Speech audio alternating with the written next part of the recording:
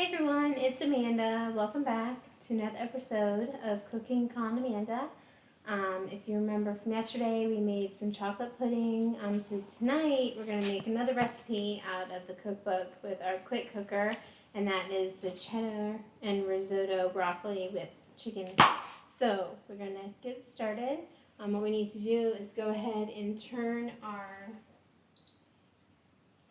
quick cooker onto sear, and what we're going to do is put a couple of tablespoons of olive oil in the pan and let that start to get heated up.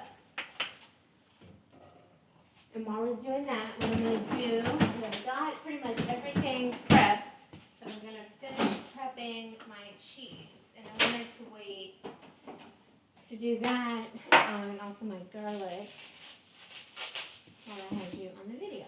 So first I'm going to do my cheese. And what I'm using to do that is our adjustable coarse cheese grater. This is the Food Guard here, which of course will hold your food. This can be used either flat if you wanted to grate the cheese over the bowl like that, or also if you wanted to use it upright. I find it's a little easier for me to use it upright. So another tip that I wanted to give you, I bought this pounded cheese in a block and cut it into little pieces and put it into the freezer. And so that way it's a little hard, and so it's a little bit easier to grate it. It's not like gonna start melting on you right away. So we're gonna go ahead here and finish grating the rest of this pounded cheese. This is gonna go in closer to the end, but we're gonna get it done now.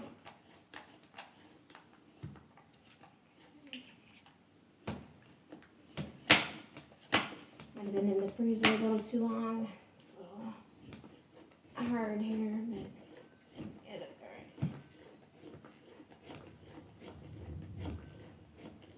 Looks like it's about to start storming outside. Hopefully we can get this done before the power cuts out. Okay, so we are just about done there with our cheese. So I'm going to set this aside. I'm using one of my flexible mats here, so the good thing about that is you can just take it and pour your ingredients into the bowl. You may see that I have a dish towel here. It's actually damp, not super wet, but just kind of damp, and that'll help to keep your mat in place. Like when you're using the grater and doing something where you have to press hard, it'll keep it from moving around your cutting board. So what I'm going to do now is go ahead, since the oil is heated up for 3 minutes, we're going to go ahead, and I have already pre-chopped some onion and some bell pepper. And I have them here in my prep bowls, all ready to go. We have one medium onion, medium dice, as well as one medium red pepper, medium dice.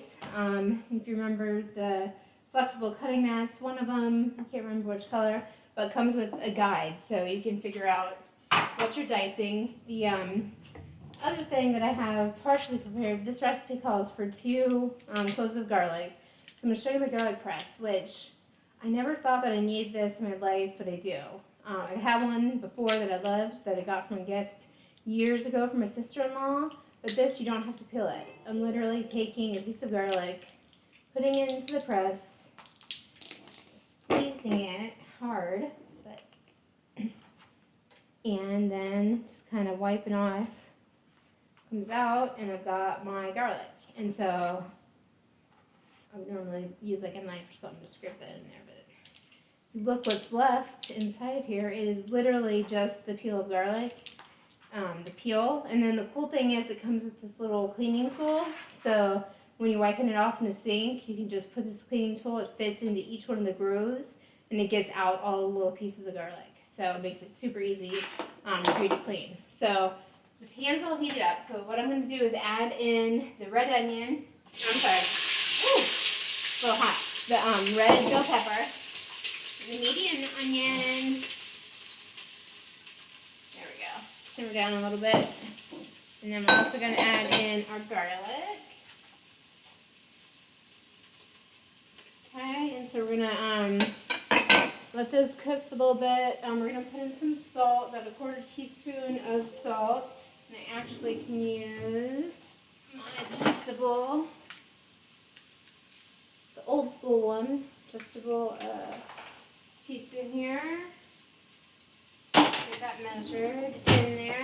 gonna go and grab a spoon real quick. Grab one of my Pampered Chef.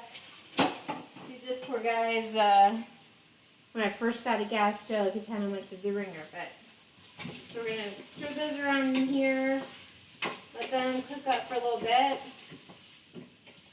And again, that's the red pepper, the garlic, and the onion. So we're gonna let that cook around 4 minutes uncovered. We're gonna stir it frequently. So I'll keep turning my back too, I apologize. The next ingredients that we're gonna use after these cook down a little bit to make this risotto is really important. It's called arborio rice. This is just a local store brand, but it's a medium grain rice, and it comes out when you mix it together, the starch in it is released and makes it really creamy, and so when you plate it, it's supposed to kind of flow like lava, and so it's important to get this kind of rice if you want to make risotto, arborio rice. It wasn't too extremely expensive, so, but that is the next ingredient we will use. So I'm going to set it over here. Stir up my vegetables again. They are cooking down pretty good.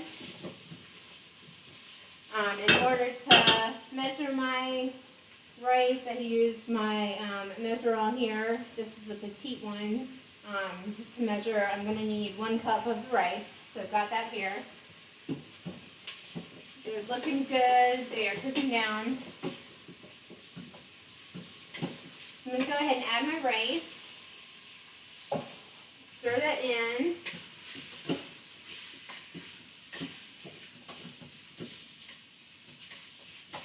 Okay.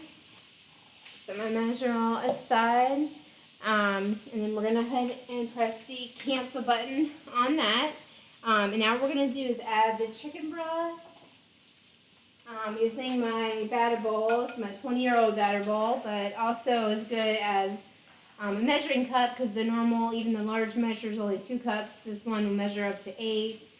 Marked, probably up to the top is 10, but don't quote me on that. But I need 3 cups, so I'm going to go ahead and add that right into the quick cooker. Set this aside. Okay, I'm going to go ahead and also add Dijon mustard. This is going to call for 1 tablespoon of Dijon, which I'm going to use my adjustable measuring scoop for that. Plop that in there. Good thing about that, kind of like the measure-alls, as you move your little thing up here, it kind of presses your ingredients out. So it helps you to get out all of your mustard. So it's very convenient. So I'm going to stir in my mustard here.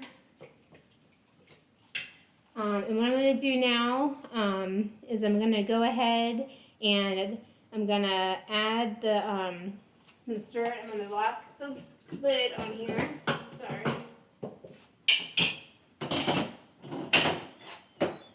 Again, you can hear it when it makes that sound. So we're going to lock the lid, and we're going to select it to the white rice setting, which you're going to use this little turn here. Keep turning until you get to white rice. I'm going to hit start. And that's going to cook for about 4 minutes. And then we're going to come back. I'm going to pause it for a little bit, clean out some here, come back, add the final tips, and then we will see what this looks like, and then also show you what our pudding looks like from last night. So be back soon.